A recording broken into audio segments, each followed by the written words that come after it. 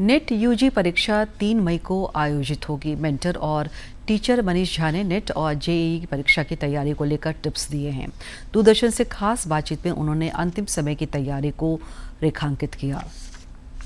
10th और 12th के exam हो चुके हैं और अब एक तरीके से जो कहते हैं, जिन बच्चों का एक उम्मीद रहती है कि वो नीट क्वालिफाई करें, आईआईटी क्वालिफाई करें, तो नीट के एग्ज़ाम में अब करीब 25 दिन बचे हैं जो फाइनल एग्ज़ाम होने हैं।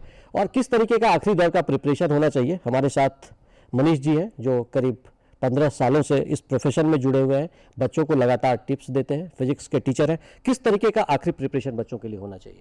अभी रिसेंट टाइम में जो आपके शॉर्ट नोट्स हैं उनको आप जो रिवाइज करें।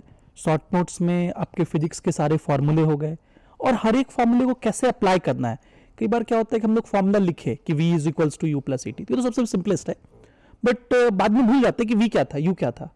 तो एग्जैक्ट आपको टर्म्स पते होने चाहिए, पूरे नोट्स से वो रिवाइज करना पॉसिबल नहीं है।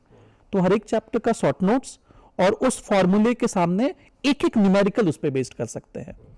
वो न्यूमेरिकल आपके टीचर्स ने कराए होंगे जो आपके क्लास में इंपॉर्टेंट है, नीट के आए हुए क्वेश्चंस हैं, तो आप उनको थोरोली रिवाइज करें। अगर आप सिर्फ अपने नोट्स पे और पीवाईक्यूज पे ध्यान देंगे तो आपका प्रिपरेशन बेटर होगा।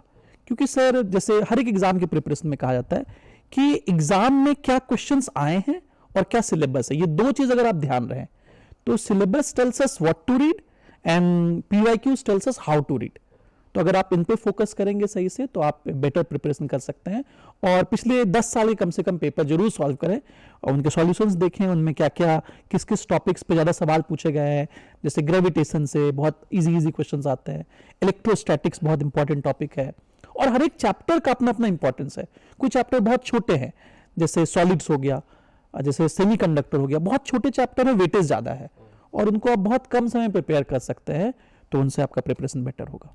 एक चीज और, हमारे देश के प्रधानमंत्री भी परीक्षा पे चर्चा जैसे कार्यक्रम करते हैं और बच्चों को एक स्ट्रेस फ्री वातावरण की बात करते हैं कि पेरेंट्स भी दें, टीचर भी करें। आप लोग किस तरीके से देखते हैं इसकी? अब जो परीक्षा पे चर्चा को लेकर खुल के बात होती है, पहले उस तरह से नहीं होता था, तो बच्चों का स्ट्रेस इस दौर में कैसे कम हो, आप लोग क्या सोचते हैं? सर, हर एक एग्जाम ना बस एक फेज होता है लाइफ का, इतना नहीं उसको हवा बना देना चाहिए कि नहीं यही एग्जाम आपका सब कुछ है। हम लाइफ में कोई चीज के लिए प्रिपरेशन कर रहे हैं, वो एक फेज है, ठीक है, उसमें हुआ तो बढ़िया है, नहीं तो भगवान ने आपको किसी और चीज के लिए बनाया हुआ है। और हर एक इंसान के अंदर एक स्पेशल कैरेक्टरिस्टिक होता है, हर एक इंसान अपने आप में यूनिक है। मैंने इंजीनियरिंग की, I never thought that I will be a physics teacher, earlier I was a maths teacher, बाद में I became a mechanical engineer, situation वैसा हुआ तो फिजिक्स टीचर बन गए। तो उस दौर में तो मुझे भी नहीं पता था सर। सिमिलरली आपने भी कुछ सोचा होगा, हर एक बच्चे के लिए वैसा ही है। तो बहुत स्ट्रेस नहीं लेना है, लाइफ ने आपके लिए पहले से तय किया हुआ है बहुत अच्छा चीज। आप अगर नीट क्वालिफाई करते हैं, जेई क्वालिफाई करते हैं, तो एक अच्छा डॉक्टर मिलने जा रहा है समाज को, और अगर नहीं करता है तो एक अच्छा इंसान मिलने जा रहा है जो किसी दूसरी फील्ड में अच्छा करेगा। इसलिए एकदम बेफिक्र होकर के, और पेरेंट्स को भी बहुत प्रेशर नहीं बनाना चाहिए कि अपनी उम्मीदें उनके ऊपर थोप दें। मेरे पिताजी हमेशा कह रहे थे तुम कर लो, जो हो सके कर लो, बस टेंशन फ्री रहो। और ये अच्छा होता है, पेरेंट्स का दबाव जितना कम होता है बच्चों पे सर, वो उतना और अच्छा कर पाते हैं।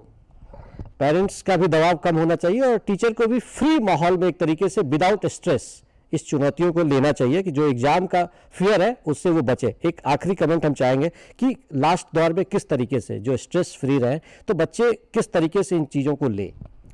अभी इस सब में एक टिप्स देता हूँ जो हर एक बच्चे को फॉलो करना चाहिए। उसमें क्या है, the conducting body for NEET examination is NTA and same body conducts JEE Mains also. मैंने लास्ट कुछ ईयर के पेपर्स को स्टडी किया है, चाहे जो वो नीट में आए हुए चाहे जेईई मेंस में आए हुए, और मैंने देखा कि बहुत सारे सिमिलर क्वेश्चंस रिपीट होते हैं। तो अभी रिसेंटली, अभी 2 दिन पहले जेईई मेंस कंडक्ट हुआ है, अप्रैल सेशन, और उससे पहले जनवरी सेशन। तो आप मार्क्स ऐप है और भी डिफरेंट ऐप्स हैं, उस पर आप जेईई मेंस के क्वेश्चंस निकाल सकते हैं और उनको एक बार जरूर बना लें। हर चैप्टर में करीब 10 से 12 सवाल होंगे क्योंकि शिफ्ट्स में एग्जाम होते हैं, और वो 10-12 क्वेश्चंस आपको पूरा आइडिया दे देंगे आपके थोरोली रिवीजन में कि आपके एग्जाम में क्या क्वेश्चंस आने वाले हैं। आप 2025, 24 और लेटेस्ट सबसे पहले 26 का कर लें। तो इसको अगर आप अच्छे से कर लेंगे तो पूरा चैप्टर फिजिक्स में थोरोली बहुत अच्छे से हो जाएगा, और फिजिक्स का लेवल लगभग नीट में और जेईई में अभी बराबर हो गया है। हम बात कर रहे थे मनीष जी से, जिन्होंने साफ तौर पर कहा कि जो बच्चों में डर है वो डर नहीं होना चाहिए और हर इंसान का फ्यूचर डेस्टिनेशन क्या है वो तय रहता है। वैसे में आप किसी भी चीज़ को हवा भी क्रिएट ना करें और पेरेंट्स भी जो है वो एक सकारात्मक माहौल पैदा करें, ताकि लास्ट समय का जो एक प्रेशर होता है वो बच्चों पर क्रिएट ना हो, तो बच्चे बेहतर रिजल्ट कर सकते हैं। अपने सहयोगी सौरभ के साथ मैं दिवाकर कुमार, दूरदर्शन समाचार, रांची।